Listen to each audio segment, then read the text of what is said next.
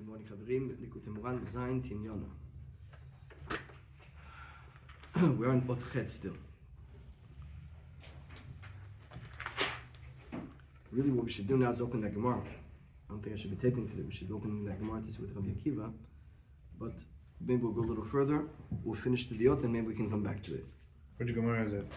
It's Gemara in Menachot. But I don't think we're looking at because I need to look with all the Yaakov and the function. I want to feel it out really.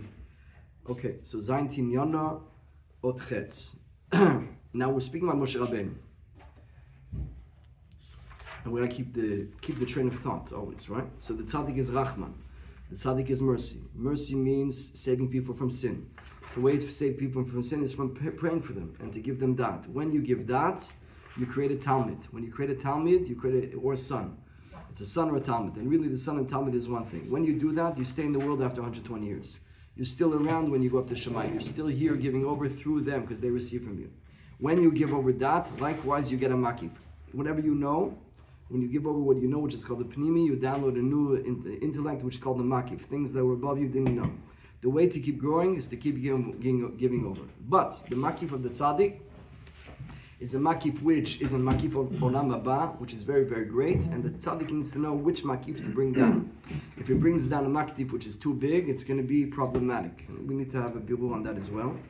And this can be understood from a person who teaches Gemara Rashi Tosfos. When you're teaching Rashi Tosfot, if you have a simple pshat, you understand the simple pshat. When you're teaching, you get a question. That question was a makif.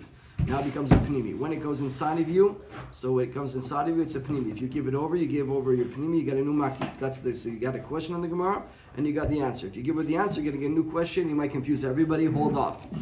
Don't say it. Don't say it. Then we said the same thing with the tzaddik. The tzaddik has to know which makif to bring down, and we explained the paparot that explains that that's talking about a tzaddik that has to know that really what he's bringing down is to give over to the world. If there's no point to the world, then it's even not so important by him. He has no merit himself, and the people are not going to benefit. Don't bring it down. All this to get to Rabbi Akiva. Rabbi Akiva, what was happening with Moshe Rabbeinu? Moshe Rabbeinu went to Shemayim. He saw Hashem putting crowns on the letters. And the crowns on the letters, he said, Mimi akev al yadecha. He said, Mimi akev al yadecha. Who is forcing you to do this? And Hashem told him, Rabbi Akiva. Rabbi Akiva is going to learn Tinyana. He's going to learn everything from that. And Moshe Rabbeinu told him, why don't you give the Torah to Rabbi Akiva? I told him, shtok. Quiet. Explains Rabbeinu, shtok. Be quiet. Now that you know the answer, because you said the pnimi, you know why Rabbi Akiva was chosen over you, because when you had it inside of you, when you didn't know it, you didn't understand it, you have a question. Your question is a pnimi. When you say your question, you get the answer, which is a makif. Now you know why you've been chosen after Moshe. You should be chosen instead of Rabbi Akiva. But if you say the answer to me, and we have to see what that means, but maybe it means another argument why you should still put Rabbi Akiva. If you're going to say that, you're going to get another question, and the question is going to be so problematic that it's going to confuse everything. Hold off, don't say anything. Shtok, kachana b'machshava. I want to show you 1 second what the Paparot says on this Gemara, because it's really very meduyak. You don't have it inside it, you guys don't have it. I'm going to show it to you. Says the Paparot. Kitarim daika. Okay, I'm reading the Paparot. Kishana Moshe nemarom. Matzon HaKadosh Baruch Hu shaya kosher kitarim notiyot. So he sees Hashem putting on crowns on the letters. רוצה לומר, כי כל עניין מאמר רבותינו היה מבואר בזה. כי גם הקדוש ברוך הוא בעצמו מקיים גם כן בחינת סייג ענן. Look at this. Hashem also is מקיים. Hashem also puts a limit to what he teaches. Hashem does not overwhelm you with information. Hashem is only giving you what something is not going to confuse you.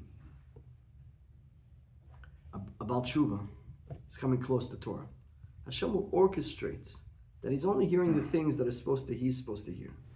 Not going too high his level. You're going to give him too much right now, you're going to explode him in pieces. You have people that are coming close, and you know that they're doing things not right.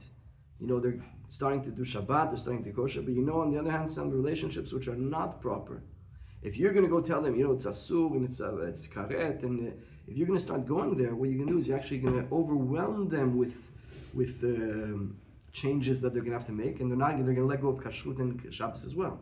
So you got to know how to be very matun, to let the guy in his growth and know when exactly to give him the next bit of information. Otherwise, you're going to overwhelm him. Hashem does that also. Hashem is orchestrating also with us how much Torah to give, not to overwhelm us. Also with the tzaddik. So that's ki be'emet shlemut be'orat Torah u'bichnat en sof. The Torah is endless. The perfection of the Torah is no limits. רק מחמת שאין ביכולתנו נשיג כל כך,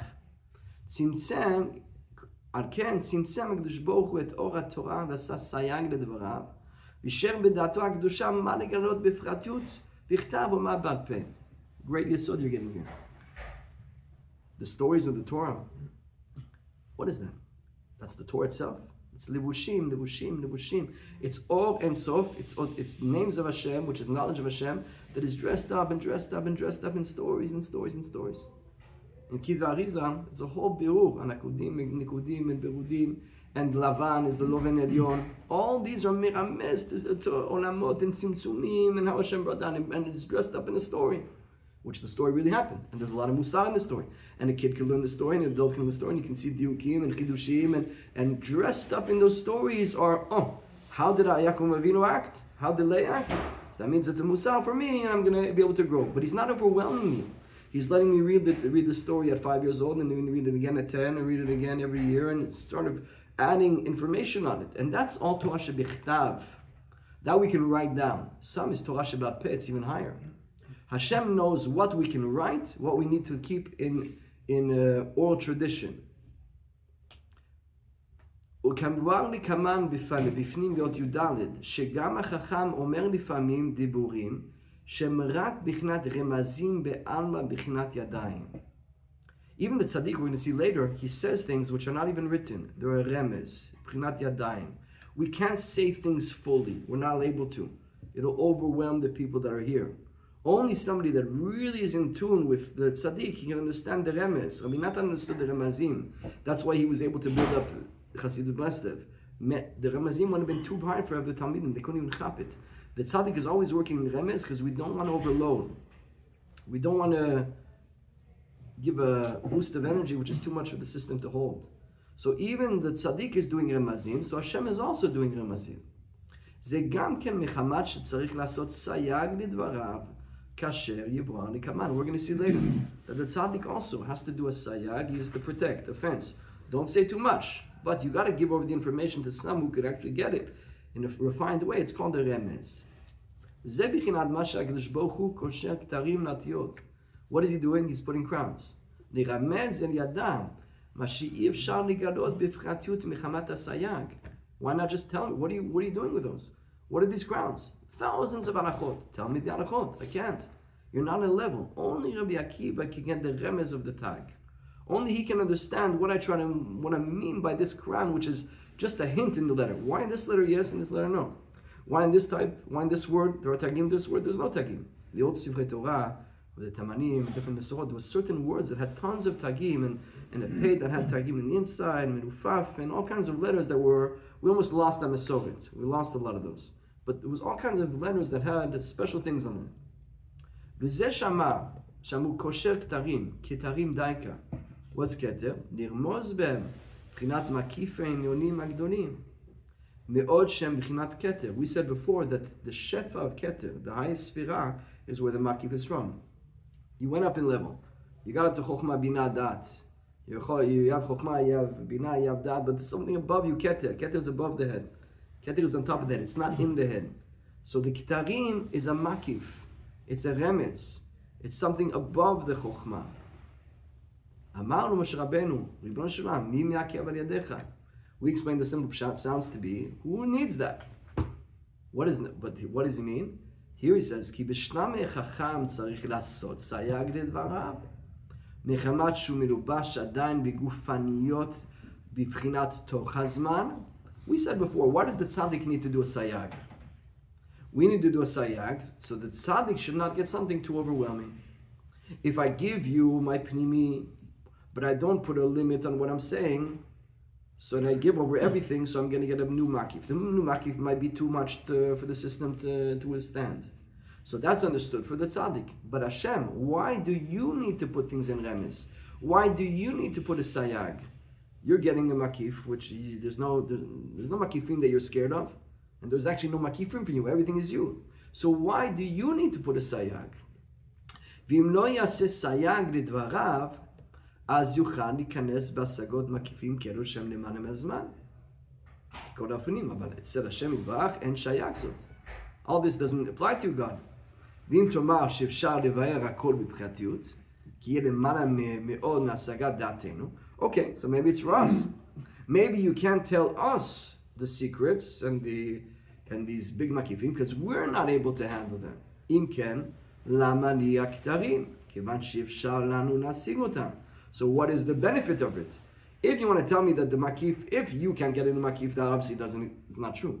So maybe the makif is for us. But if the makif is for us, so we can't get the makif. So why give a hint of the makif in the keter? So that's the pshat. Mi me'akev al yadecha. Who's holding you back to do this? What is stopping you? Mi me'akev. Why? Mi me'akev yadecha. Who is making you give the makif? Who's making you hold back the pnimi not to get a bigger makif? Meaning you can get bigger makifs because there are no makifim by you. And if it's for us, well, we don't need them because we can't get anything from it. Amanu Kadosh Baruch Hu, Atid echad lamod, shedoresh kol kotz, ki Rabbi Akiva yasig sod haremazim shebakterim halelu. Rabbi Akiva will chap them. He's going to get the remez over there. There'll be one person that can understand the hint that I'm trying to give. So I'm giving over the sechel, but always in a makif, in a remez. In a hint. Because somebody who has the big dot, he's going to be able to go in there and grab it. So give it to him. It doesn't say what. But the Papot is saying Moshe Rabbeinu probably had a big shale over here. A big claim on Hashem.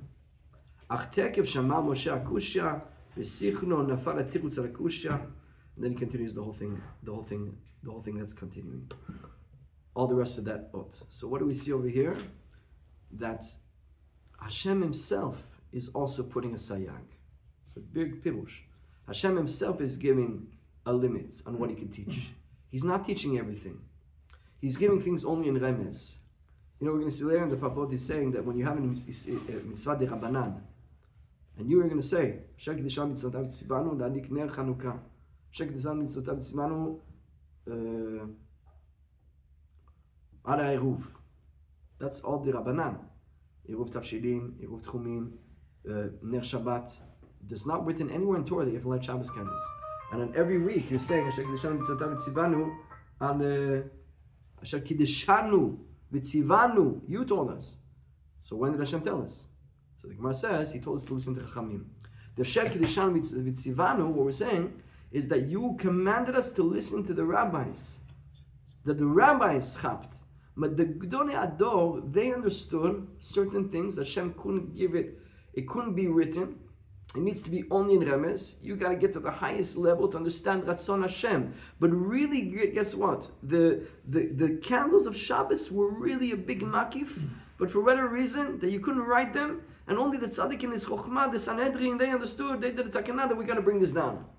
But it's all chumad Hashem, but it's coming from the tzaddik that he understood the remez. Why it has to be like that? We have to figure out. But that's the way it goes. Peut-être parce que ça vient d'un homme, qu'on apprend d'un homme, que c'est plus accessible pour nous aussi.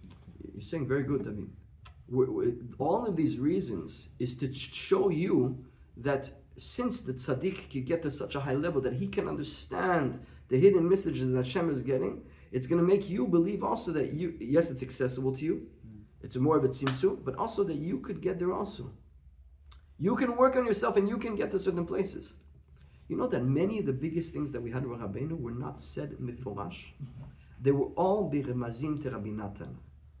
Did you know that Rabbi Natan, when Rabbeinu passed away, he took care of a few things. He said that Tikkun Klali that same day, he took care of a little bit of the estate of Rabbeinu, and then he went looking for another Rebbe. Can you imagine? Rabbi Natan was a young man. He was 32, 33. He knew Rabbeinu, he met Rabbeinu at 23. And Rabbeinu passed away when he was 32, 9 years. And he lived till 65, Rabbi Natan. And he went to look for a new Rebbe. He went to the Apter Rov. Because Rabbeinu once spoke a Shevach of the Apter Rov. So he went to him. And then he realized, no, there's nobody going to replace Rebbe. And then it started to come back to him, all the things that Rabbeinu had told him after all the years. And it was realized that everything was in hint, everything was in remez. Rabbeinu was giving over everything to him. Even the Uman Rosh Hashanah, a guy's going to come and tell you, it's not written anywhere that Rabbeinu said. Did Rabbeinu say even after his passing away that you have to come Uman Rosh Hashanah? It's not written in Likoutey Moharan. It's Rabbi Natan that understood it from the last Rosh Hashanah of Rabbeinu. That Rabbeinu knows he's going to pass away in 18 days.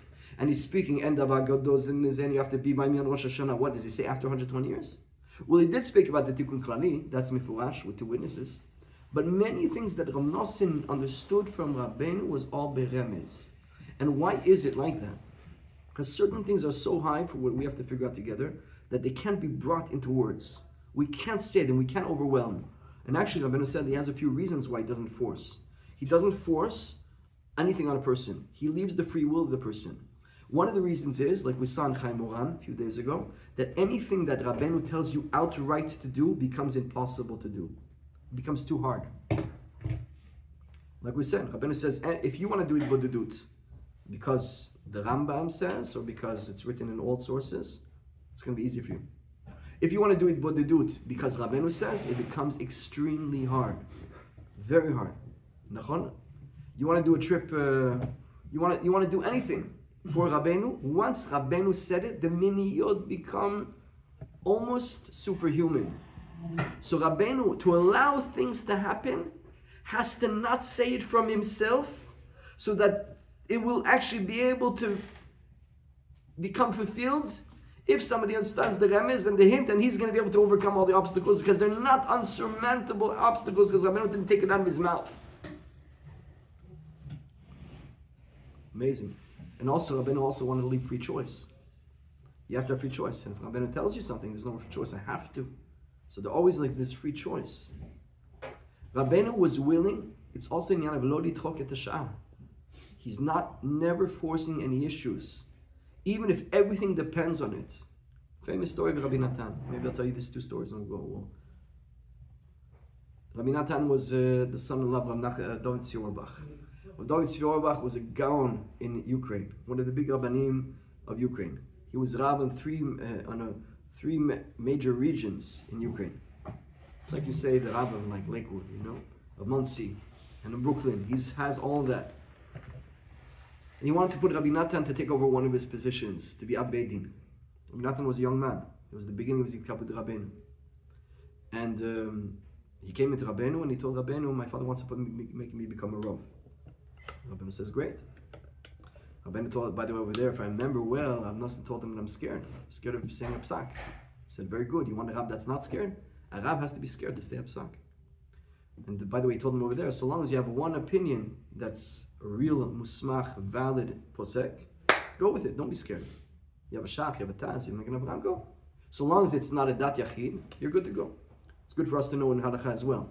Not to be scared, to be overwhelming chumot. There's an opinion, it's a majority opinion, you're going with it. Of course, if you're Sephardi, Ashkenazi, you should know your psak. Rav Nosson was he told him, Rebbe, it's emes? He told him emes. Is it truth to do this? Yes. He turned around, he got to the door, he said, Rebbe, emes na miso? Told him, no, stay with me. Stay here. Now imagine Rabbi Natan wouldn't ask the last question. Rabbeinu understood, you know that Rabbeinu said on Rav Nosson, that if it wouldn't be for him, we wouldn't have one page. We wouldn't have one page. There was a few Torahs, Ein Bet, Ein Gimel, till around Kuf over there, that were written, Mishon Chavirim, they're not Miduyak. We would have a few vorts here and there. And we would have a tzaddik, and we'd do a yortzeit and drink l'chaim. That's what it would be. All of the Likoutey Moharan was written by Rabbi